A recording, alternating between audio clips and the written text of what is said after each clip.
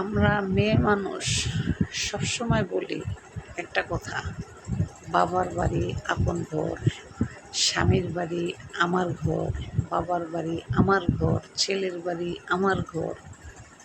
আমরা কিন্তু মহিলারা এই কথাটা আসলে বেশি বলি না বলেন?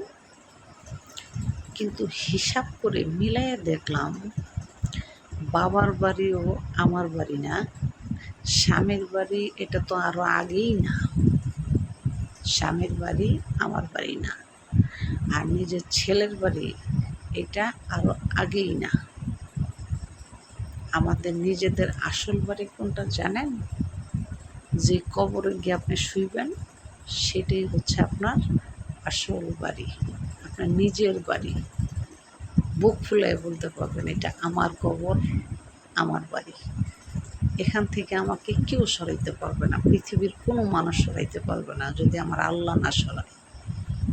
তখন আপনি জোর দিয়ে বলতে পারবেন।